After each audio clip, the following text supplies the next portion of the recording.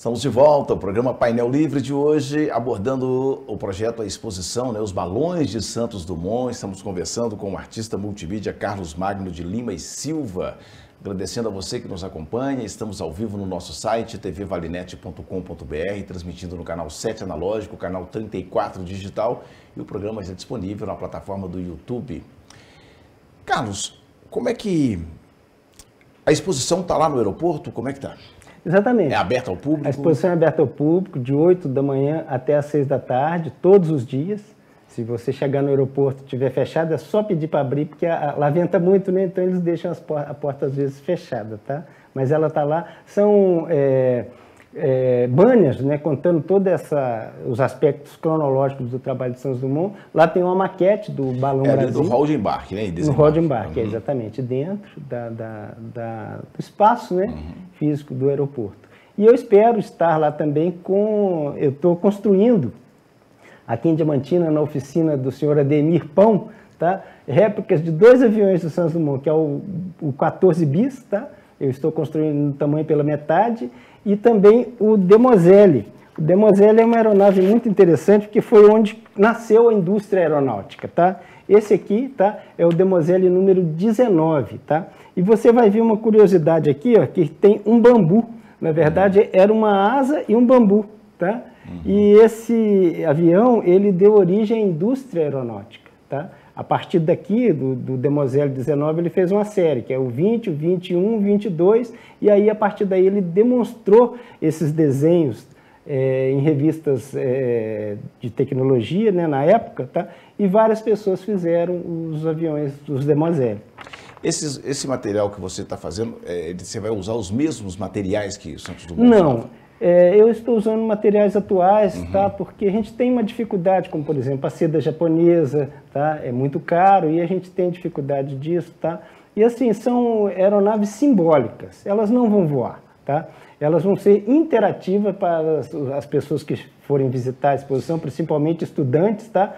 Onde, né, uma inventividade aí, eu estou fazendo as crianças, as pessoas pedalarem para girarem a hélice, tá? Mas vai poder lidar com os comandos, mexer no leme, tá? E eu vi uma réplica do 14 bis e as pessoas voaram com essa réplica. Meu Deus, que coisa complexa. Com certeza. Até o ombro ele usava, você ficava sentado lá em cima, né, no alto, e o comando era feito até com o ombro, posicionamento do ombro. Exatamente. Extremamente complexo para manusear.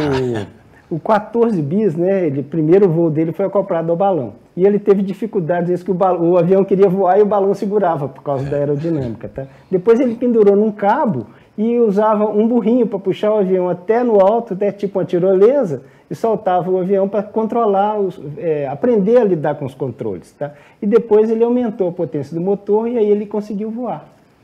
Tá? Mas o 14 bis realmente é um avião muito complexo, muito difícil de lidar, porque os voos dele realmente, na época com o motor, apesar de ter, né, uma certa potência, ainda era pouco para poder voar muito. Ele foi aumentando essas pesquisas até chegar no Demoiselle. Aí sim, o Demoiselle é como se fosse um ultraleve hoje, tá?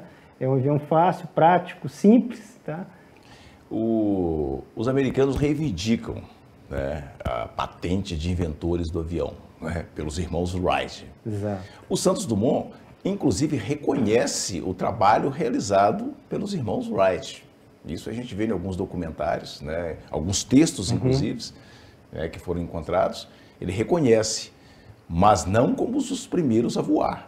Eles poderiam até ter voado, mas eles não fizeram o evento que comprovaria aquilo que eles estavam alegando, né? Exatamente. Naquela época, várias pessoas já estavam experimentando voar, tá? Tem o Otto Lilienthal, que fez vários experimentos com planadores, acabou até falecendo com os experimentos, tá? E a história dos Wright são muito curiosos, porque logo depois que o Santos Dumont voou, em 1906, eles falam que eles já tinham voado em 1903, tá? Só que um avião que não tinha motor, tá? Era uma espécie de catapulta, né? Exatamente, eles tinham que ser impulsionados, tá? O Santos Dumont, desde o balão número 4, ele já usava rodas para utilizar, né, para movimentação das aeronaves. E o 14 bis também tinha roda, aí surge o trem de pouso. Tá? Inclusive até tem uma brincadeira que o mineiro é que inventou o avião porque já existia o trem de pouso. Tá? E as aeronaves dos Wright não tinham rodas, tinham tipo, né, esquis, né? Então ficava um pouco duvidoso, além do mais porque eram atividades que eles fizeram e apenas demonstraram fotos. Tá? Os Wright apresentam realmente uma aeronave funcional, inclusive até melhorada, só em 1909. Tá? Eles vão para a Europa e demonstram, né, que eles estavam com uma aeronave muito mais utilitária. Tá? E aí surge uma questão, certo? Em 1909 já existia toda uma indústria aeronáutica a partir do Demoiselle. Tá? Então não tem assim muito como discutir isso. Os Wright realmente fizeram uma patente. Contribuíram, né? Contribuíram, certo? E existem inovações, inclusive a patente dos Wright não é de um avião. É de comandos do avião, tá? Então, você está percebendo como é que é a coisa? E assim, os americanos, é lógico que tem aí que mostrar que são filhos da terra, né? Igual a gente aqui, né? Somos brasileiros, é importante a gente mostrar que Santos Dumont tem esse trabalho. E assim, esse histórico do Santos Dumont é muito importante, né? Não é só o avião.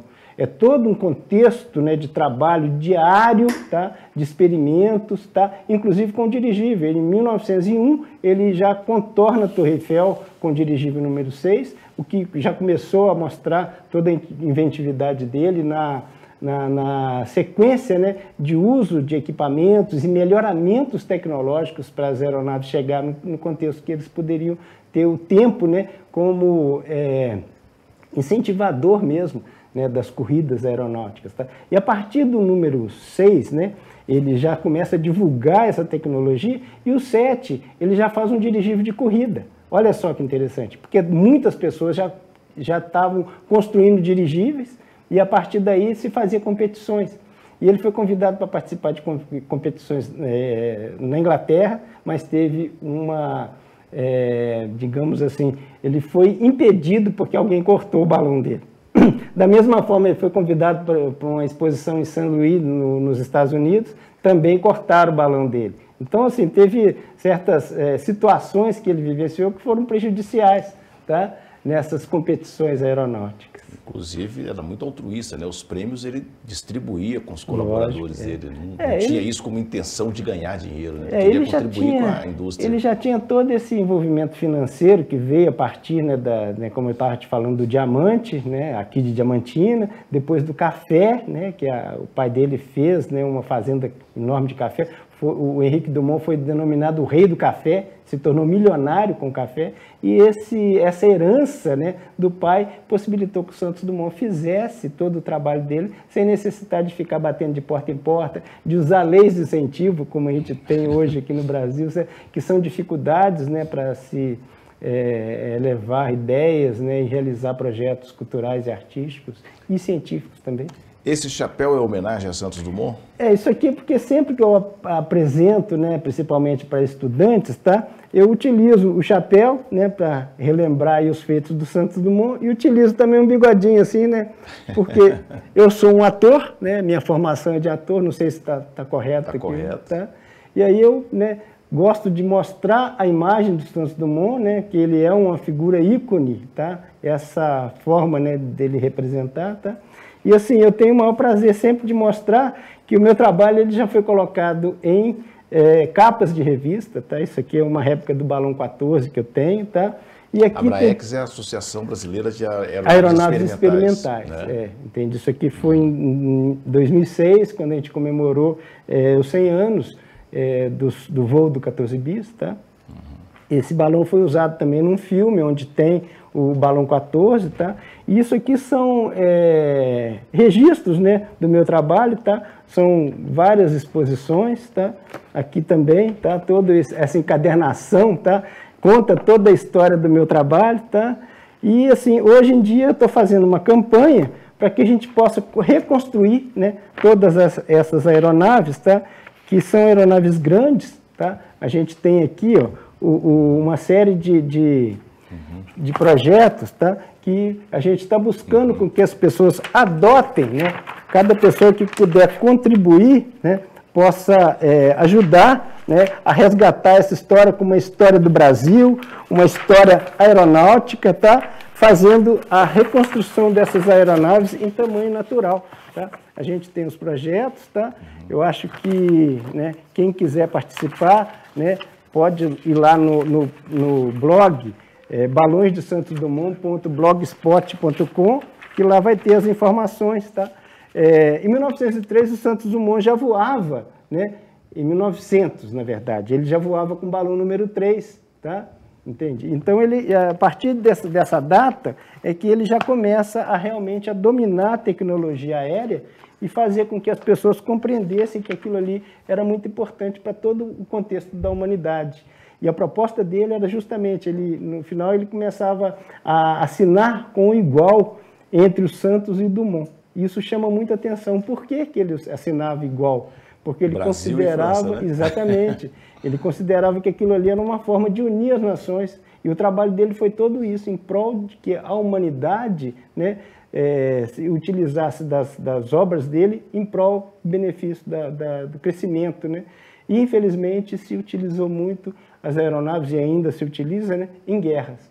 Ele chegou até a participar de um evento na Sociedade das Nações, que era como se fosse a ONU, né, falando que os valores, né, que estariam sendo investidos em guerras deveriam ser utilizados, né, na preparação de melhores, né, de tecnologias aeronáuticas e, inclusive, para o uso da pesquisa oceanográfica, tá? Que é muito interessante da gente ver, porque do alto você consegue ver o fundo oceânico, né? Ele teve a oportunidade de voar na Baía de Mônaco, a partir do apoio do príncipe de Mônaco, tá? Que era um entusiasta da oceanografia, tá?